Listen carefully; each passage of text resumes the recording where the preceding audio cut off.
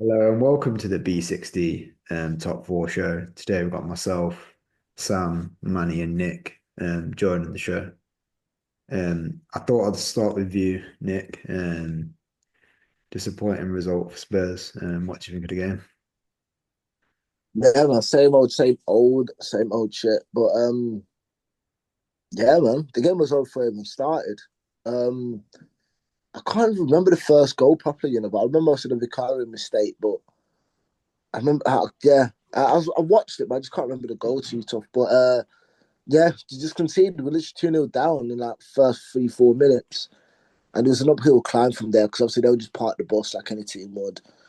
And just try and break them down, and at the minute we just ain't got the quality to break teams down.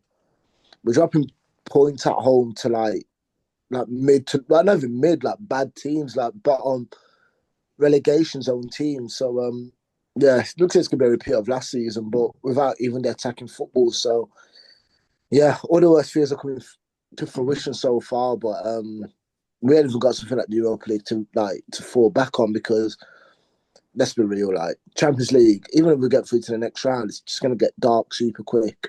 We saw PSG move to us, so yeah, in that competition, it's more the same. You can't bank on that to get Champions League next season. So the league form was critical this year, and yeah, it's looking like it's done already, and not even in the new year yet. But in terms of top four, that is obviously winning the league was never like a discussion.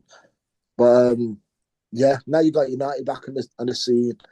Obviously, Chelsea City, even Liverpool, how bad they've been, they're still ahead of us. Like, yeah, there's just too many teams now. And now Villa as well. Villa are up there. So yeah, God knows where the season's gonna go to, But wait and see. Yeah, it's a bit strange because your form at home, like away from home, is really good, but then your form at home has been like it's not been the best. Do you reckon is there a reason for that, or is it just strange?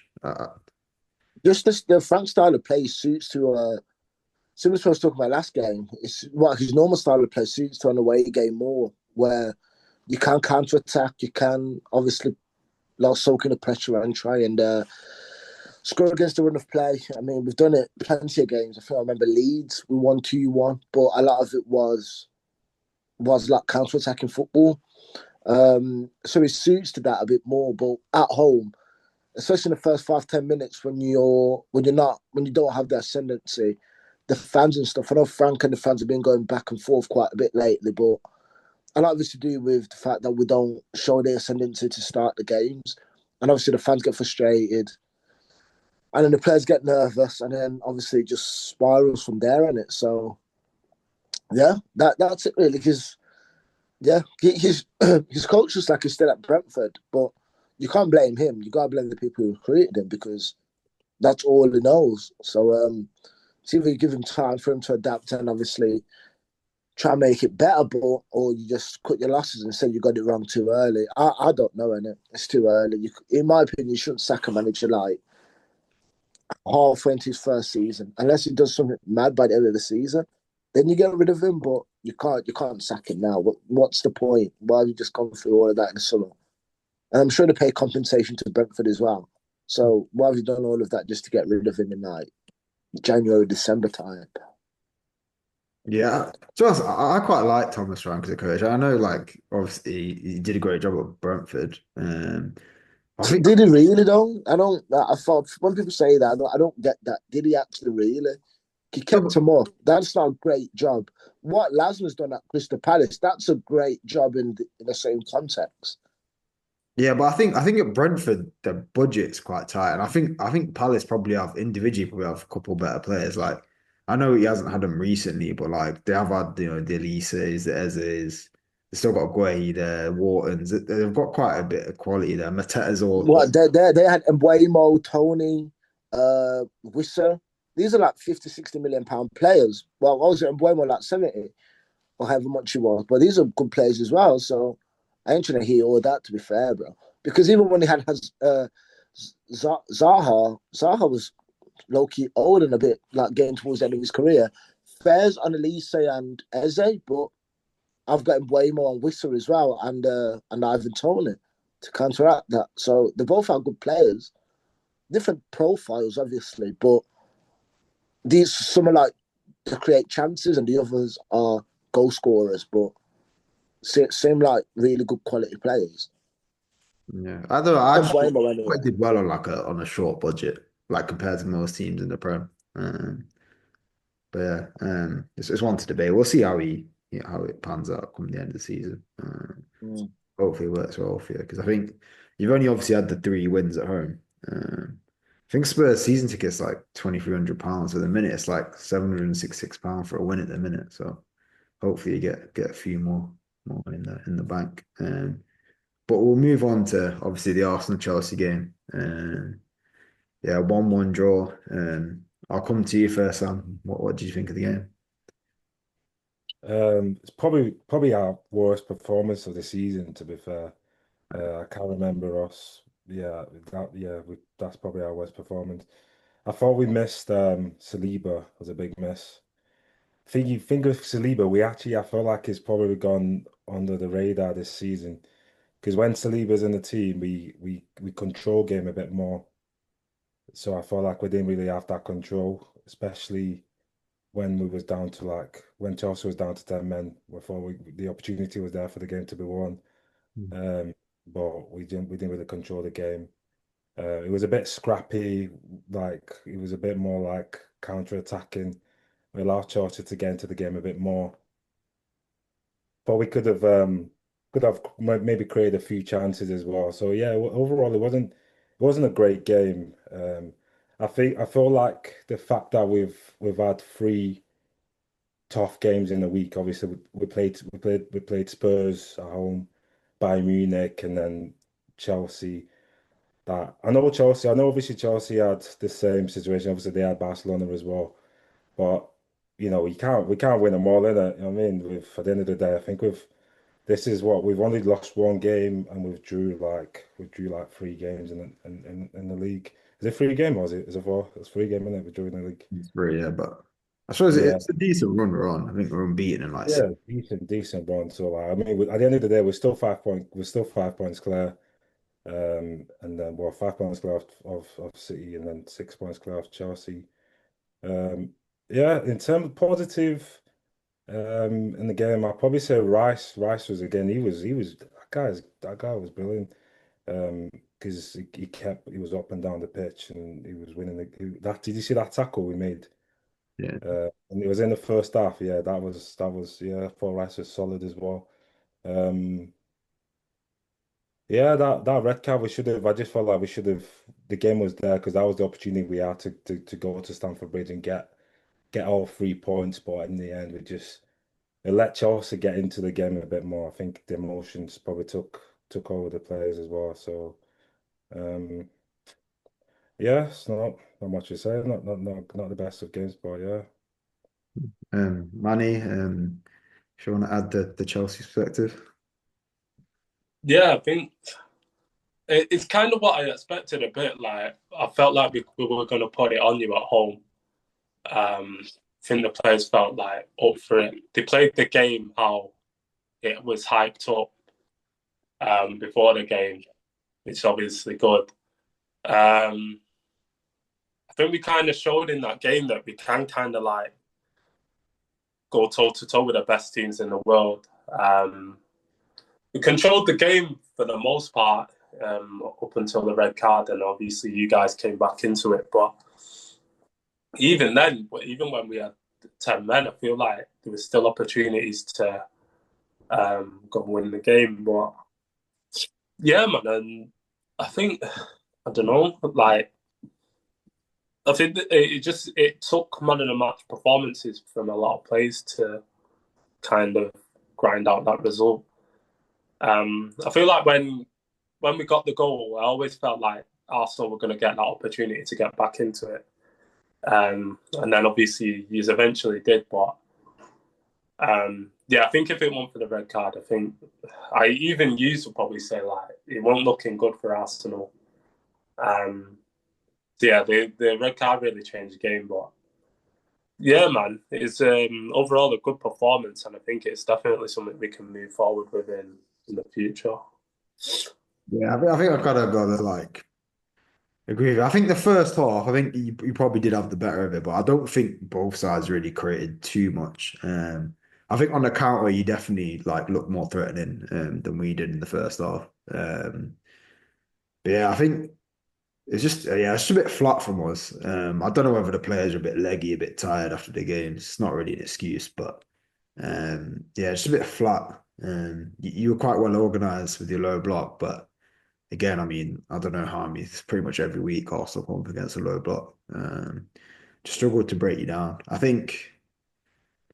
don't know whether yeah, just looked a bit flat. I just don't think the intensity were there. I think I kind of get what Sam means about Saliba on the border because I don't know if there's an instruction from Arteta or whatever, but when Mosquera picked at the ball, he kept trying to like he was coming inside and playing these like diagonal passes across, and it just weren't working. He was losing the ball every time. So I kind of get what you mean. I think it's one of the first games in a while, I think, other than like the Brighton game in the League Cup where we've not had Saliba and Gabriel. So um probably takes some getting used to. But to be honest, I don't. I think Hincapié and Mosquera are decent centre backs. To be honest, I think if you have them as backups, you're pretty well covered. But yeah, I don't know if the I don't think the referee had an awful game, but I think the way he refereed the game with the intensity of it and like how scrappy it was, I don't think he really helped himself going to the book so early. I think it was the type of game it's going to be a bit spicy, but I think he should just left it. Just yeah, just let the play go on a bit more. I think if he needs to book a man, obviously, I think Caicedo sending off. I think it was a justified sending off. I think he's obviously gone in with his studs above the ankle. I think in the modern game that is going to be a red, but I think the amount of yellows he was brandishing out in the first half. I think don't know. Just I think could just let the play run a bit more. Obviously, now in all honesty, I didn't even realize this watching the game, but apparently Chelsea's goal should have got ruled out for offside because of Enzo Fernandez. There's that new rule now where if you don't touch the ball, but you're within a meter of the goalkeeper and you're impeding a player playing the ball, it counts as offside. So apparently, according to Ref Watch, that should have been ruled out. But in all fairness, I think Chelsea does at least deserved a point. And they were well worth it, to be honest. They were all went down The to thing you man, Sam. I mean, not Sam. Right. If you man lose the league by 2 points, I think you guys will kick yourselves about this game. yeah, yeah, no, of course. I think it's one of those games where it's like I think in the league, it's a point gained, and it's a decent result. If we lose, if we don't win the game, no, if we don't win the league, then yeah, it's going to be 2 points dropped. So I guess the context will come at the end of the season. Obviously, it's just disappointing because at 0-0, Chelsea obviously go down to 10 men. You expect us to kick on and win the game then. And I think even in the second half, I think you scored and then 10 minutes later, Marino got the equaliser. And then we had what, like over half an hour. That's not including stoppage time to get the winner, and we didn't. So it's disappointing. It was kind of reminiscent of last season with that chance right at the end where Timber just takes it off Gyökeres's head. I think there was a few people saying Gyökeres got a shout for it or whatever, but I don't know if Timber's going to hear that before. probably did shout for it. He might have shouted for it, to be fair. Yeah, it's very reminiscent of the game last season with Trossard taking the ball off Havertz at the back post. So I suppose there's a bunch of if whats. But How come Zubimendi came off? Is it injured or was it no, I think just he was on a yellow as well, wasn't he? was it? He got a yellow after like 3 minutes, and I think he's one of those ones. I think even the Champions League, he's already been suspended, hasn't he, for having three yellows? So I think he's one of those. I think he just took him off. It was the same with Calafiori as well. I think Calafiori weren't playing badly. Just he was on a yellow, took him off. But that's the thing. I think some of the decision making from the players, Arsenal players, weren't great. Like we took Calafiori off because he's on a yellow card, and then Lewis Skelly comes on 20 seconds on into he gets another yellow card. Like it just yeah, I think overall I don't think we had the best of games. I think Madueke came on. Obviously, I think there was going to be a bit of needle with him coming back to Chelsea, but I just don't think he can play on the left. There's a couple of times now where he's played on that side. I just don't think he offers anything. On the right, he causes a problem. He's a threat. I think they switched him onto the right towards the end of the game, and Saka moved on to the left. But yeah, I don't really want to see Madueke at left wing. I think with Trossard and Martinelli there, I think we've got enough options. yeah, even Eze can play on that side. But yeah, I don't think it really suits Madueke. I think he's a lot better. He's a completely different player on the left. When you move him to the right, just he's just a Yeah, it completely just doesn't different. look natural for him to like go on Nah, the left hand side. nah. When he's on the right hand side, he'll happily go inside outside, but on the left, he just looks a bit uncomfortable. I just don't think it's probably the right position for him. But yeah, to be honest, I agree. Probably Rice is probably one of the only ones, but I think yeah, most of the players are pretty average to be honest. But I yeah, I feel like think we had a chance to just like, especially when we scored that equalizer, we should just remain calm, control the game, be patient. I feel like we were just trying to rush this second goal. Whereas if we obviously realised Chelsea are down to 10 men, just keep you calm, like try and control the game a bit more. We might have created a few chances, but then we just kept letting back into the game, and then it was just getting us on the counter attack. yeah, there's a few players a bit sloppy. I know Marino got the goal, but he gave the ball away a lot. I think as well, we play against a back five so much, but it seems like we revolt to type and we just try and attack down the sides, which I get when you're playing against a low block because it's congested in the middle. But I think we kind of need a plan B. When that don't work, we don't really have another option. So I think yeah, we've got to try and figure that out. I don't know whether the guard being Did back that will against help. Spurs though. We played in the middle against Spurs a lot Yeah, but I more. think Spurs let us play in the middle, to be honest.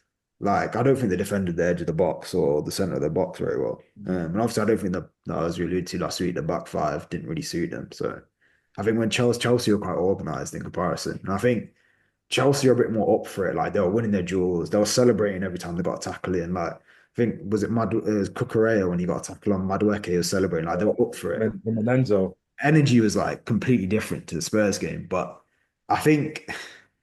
Yeah, I don't know. I think a lot of the decision making was a bit poor. Even when it came to the shooting as well, like I think there's a couple chances, one for Marino, one for Martinelli, where I think they've tried to disguise a shot and go at the near post, and it's a comfortable save for Sanchez, where like the other side of the goal is gaping. I think, yeah, I don't know. I think we didn't create enough, and I think a draw was a fair result, but obviously with shots going down to 10 men, it's disappointing. Um, but yeah, Nick, I'll start with you for your hot or not this week. The nuts definitely Vicario. Again, that mistake, I have no idea what he was doing, bro. Just put it in the stands and then just reset. That that literally just lost us the game. And then him and Thomas Frank are just moving like bozos at the minute, especially with like the reacting with the fans and stuff. They should just admit that the result's not good enough. But so yeah, in terms of big up Kudus, in terms for hot, like you just got a goal. He's been pretty good this season, actually, quite consistent. Especially the new signings like Travis Simmons has been a bit of a yeah, a bit. He's been a bit disappointing, but Kudus has actually done his thing, man. So but yeah. Yeah, Manny, hot or not for you? Yeah, Reece James in it for Hart. Mm. Just match performance. Probably one of his best games in a Chelsea shirt, to be fair, especially for the fact that he was playing in midfield. Um, and he's not naturally a midfielder. Probably the best midfielder on the pitch. So probably give Hot to him, and then no, I'll probably give it to Caicedo because if it won for the red card, probably could have been 3 points. But yeah, yeah, I'll give them up to him. Yeah, and Sam, hot or not for you?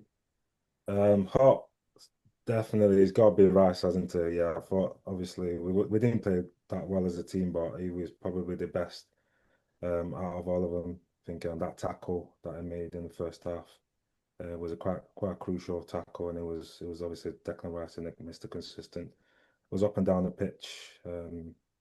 Yeah, really good performance from him. Not, I will probably say it's really hard to give this one to be fair. Um, Probably go Martinelli. He wasn't really that effective in the first half. He got brought off as well. So yeah, he's probably the one I give it to. Yeah, I think for me, hot, yeah, I'd agree with you. I think Declan Rice, yeah, like you said, he's Mr. Consistent, usually 7 or 8 out of 10 every week. Yeah, I think he's probably one of the only players that really turned up for us, to be honest.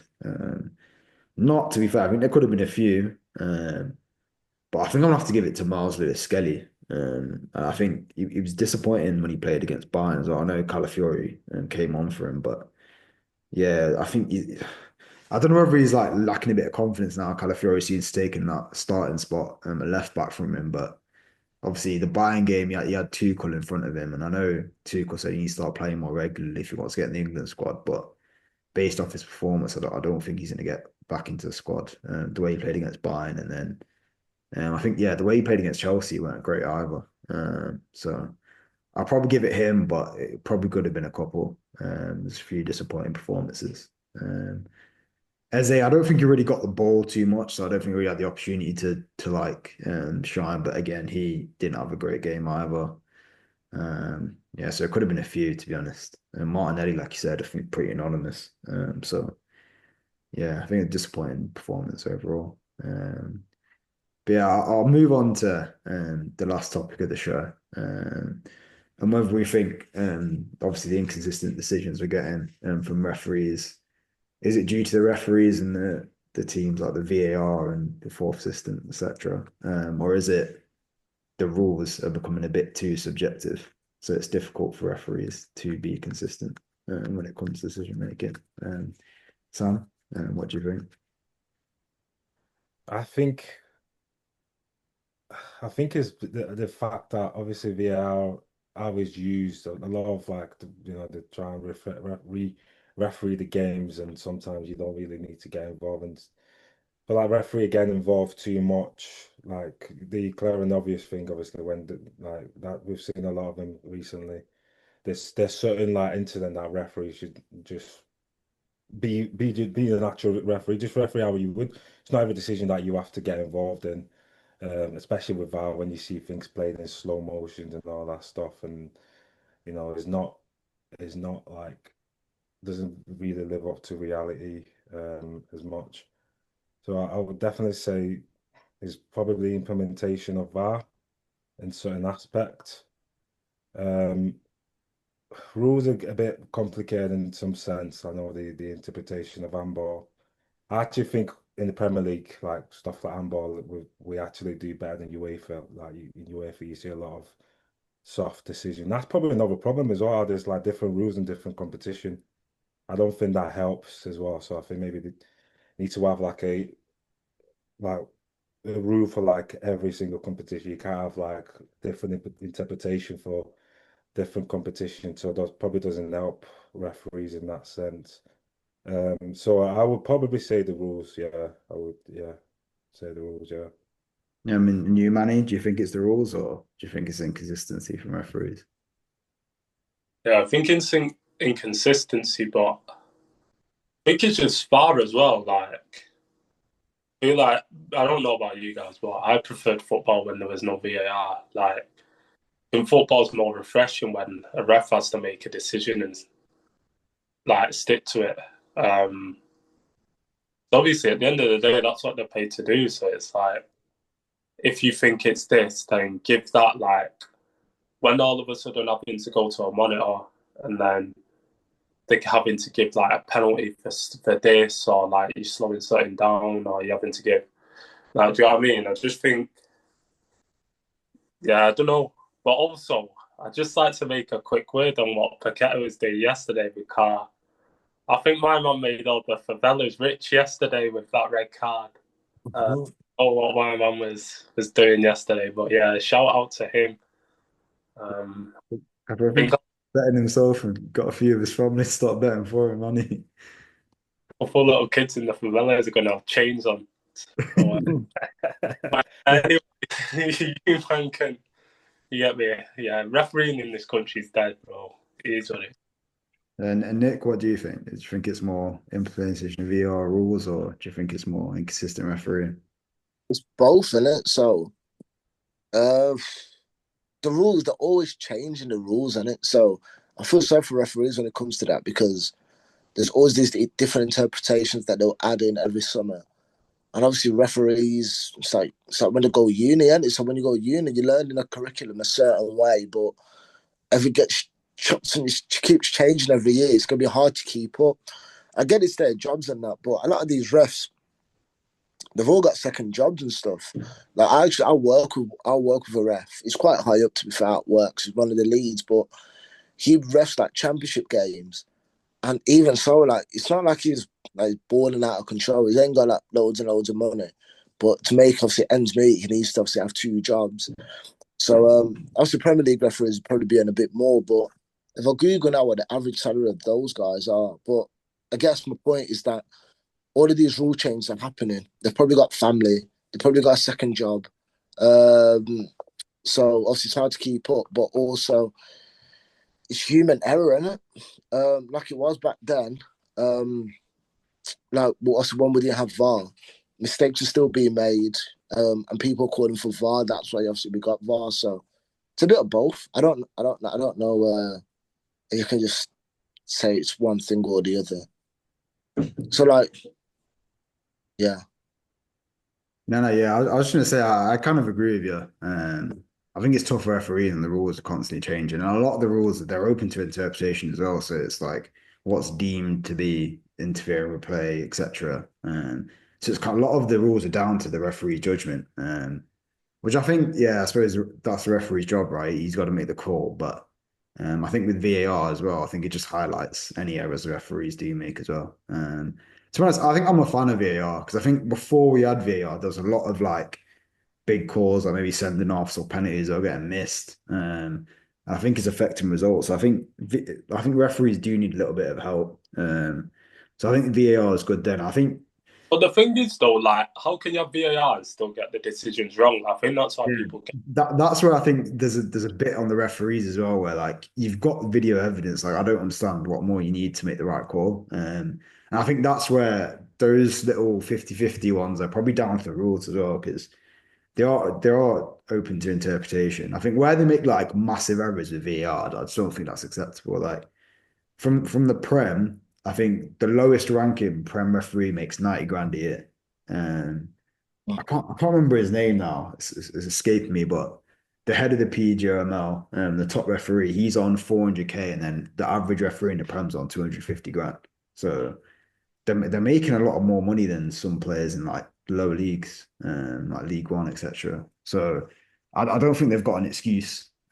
So I don't know. I think again, I think I kind of preferred it back in the day when a lot of the rules are a bit more black and white. Like nowadays, I find it ridiculous. Like even the Enzo Fernandez goal should have got ruled out. He didn't touch the ball, so why is it offside? Like it just doesn't make sense. I think it's getting a bit too complicated. Even like the handball rule, if it touches his hand, it should be on ball. I know there's like little rules now where I think it's kind of needed, like if he makes his body unnatural or whatever. But even then, like the referee's got to judge whether it's natural or unnatural. Like I think there's too much when it comes to rules that are open to invitation. And again, I think it kind of needs to be there, but I think it just seemed a lot simpler growing up. Because I know there'll be certain situations where you've got to kind of take the contest situation.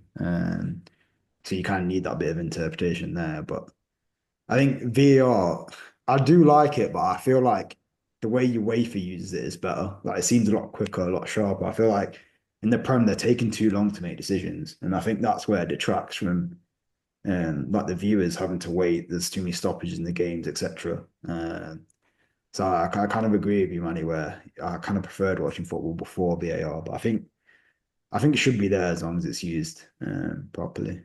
Uh, What do you think of this? Like, when they slow, like they put in slow motion, because that's not natural. Like I think there should be a rule where you can't replay in slow motion. I agree, but then there might be some instances where like if you play it at full speed, you can't see it. So And that's that's where I that's think you need a bit of slow-mo sometimes. If it's like, I don't know, it might be like a ball going out at full speed, it might be hard to tell whether it's gone out or not. But where if you slow it down, you can do it frame by frame, you can see where the ball's gone out, stuff like Oh that. yeah, it's things like that. What I mean is like when the player makes a foul and then you're slowing it down to see whether it's a foul, whether it's a red card, all Yeah, this nonsense. It just is not natural and just yeah. slows the Like game the down. perfect example is probably the Casado one. Like I thought it was a bad tackle, and it's probably a yellow card watching it live at full speed. But then like when you see it slow it down, he's gone in with his studs, it's high. Like in the modern game, that's going to be a sending off. So I don't really mind whether the footage is slowed up or slowed down. It's just the referee's got to make the right decision with the VAR at the end of the day. Whatever tool they need to make that decision, I think fine, but they've just got to make the right decision. I just don't think it's acceptable when you've got so much like video evidence, etc., to back you up, where you still make the wrong decision. So I kind of get what you're saying because like naturally before VAR, you'd only be able to watch the game at full speed. But yeah, I think if the right call is being made, I think like using VARs for the better. Like you said, some of these calls are subjective. Yeah. So that's the hard part. That's probably the reason why a lot of people think like referee decisions are wrong because it's subjective, it's difficult to make. Mhm. Whereas if you just like allow it to be a bit more natural, like sometimes there's a lot of times where I feel like referee don't actually need to get involved and re-referee the game because it's killing the game. Yeah, and I feel like sometimes it feels like sometimes referees like they want to make the game about them. Yeah. Like there's some games where literally like at the end of the game you're literally just talking about the referee, not even talking about the performance. I think that's kind of wrong. But I think as well, it's a tough job as well. It's not easy. I think even the rules, like Nick said, with them changing every summer, a lot of the rules are open to interpretation. It's difficult. But yeah, I don't know whether I don't know whether you can completely eradicate the fact that like some rules are open to interpretation. Like I said, I think it's a similar one with the Enzo fans. Well, should have got ruled out. It didn't. But again, I don't think that's offside. I mean, growing up, you don't touch a ball, you can't be offside. Same with like the goal that Van Dijk scored against City. Andy Robertson's apparently like impeding the goalkeeper because he stood a meter near him. Like, to be honest, I think that header from Van Dijk, I don't think Donnarumma's saving it, even if he has seen it. I don't know. I think there's some rules I don't really agree with, but um, I think I think VR is good because I think referees needed help. Um, I just think it's got to be used a bit quicker, and I think fans will be a lot happier. Um, but yeah, with that, I'll end this week's show. Please like, subscribe, and comment. I'll catch you again next week.